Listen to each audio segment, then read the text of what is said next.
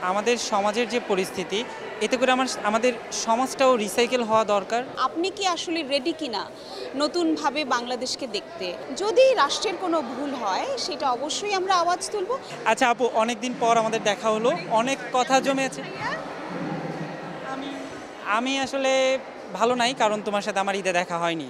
তবে এখন সবচেয়ে গুরুত্বপূর্ণ বিষয় যেটা, যে আমরা একটু আগে ট্র্যাশন শো দেখলাম, যে বিভিন্ন উচ্ছিষ্ট জিনিস থেকে সেটাকে কিভাবে ফ্যাশনের রূপ দেওয়া যায় সেটা কিন্তু আমরা দেখলাম। সো একজন শিল্পী হিসেবে তোমার কেমন লেগেছে? অসাধারণ লেগেছে।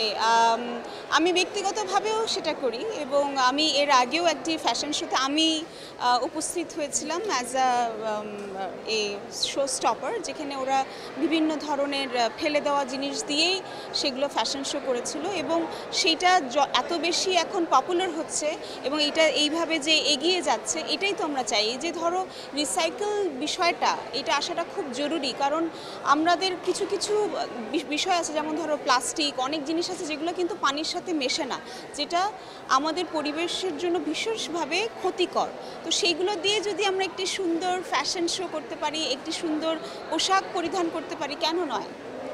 এই যে বিশ্ববিদ্যালয়ের শিক্ষার্থী যারা আসলে ফ্যাশনের সঙ্গে সেভাবে জড়িত না, ফ্যাশন ইন্ডাস্ট্রির সঙ্গে, কিন্তু তারা এই ধরনের একটা চমৎকার কাজ করছে, এটা আসলে আমাদের সমাজকে কি বার্তা দিচ্ছে, বা যারা ফ্যাশন ইন্ডাস্ট্রিতে আছে তাদেরকে কোনো বার্তা দিচ্ছে কিনা? দেখো, সবচেয়ে বড় কথা হচ্ছে যে ইউথ অলওয়েজই তোমার দেশকে রিপ্রেজেন্ট করে। তার মানে এই যে তারা এত সচেতন, আমার তো ভীষণভাবে গর্ব হয় যে আমাদের ইউথ এতখানি সচেতন। তাদের কারণেই নতুনভাবে দেশটাকে পাওয়া, তারা নতুনভাবে দেশটাকে দেখছে, তারা এই যে রিসাইকেল ব্যাপারটা নিয়ে ভাবছে, তারা প্লাস্টিক নিয়ে ভাবছে, তারা জলবায়ু নিয়ে ভাবছে, তারা হাতি নিয়ে ভাবছে, গাছ নিয়ে ভাবছে, শিল্পের প্রত্যেকটি ধারা নিয়ে ভাবছে। সেটাই তো সবচেয়ে বড় বিষয় এবং এটা কোনো বার্তা দেয় না, এটাই বার্তা দেয় যে আপনারা আমাদেরকে দেখে ইন্সপায়ার হন।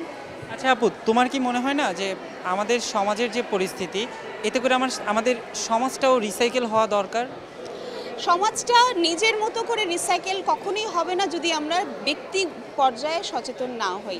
আমরা সব সময় অন্যের দিকে আঙ্গুল তুলতে থাকি যে অমুকটা খারাপ করছে, তমুক ভালো নয়, কিন্তু আমরা কি আসলে নিজেদের উপর কাজ করছি?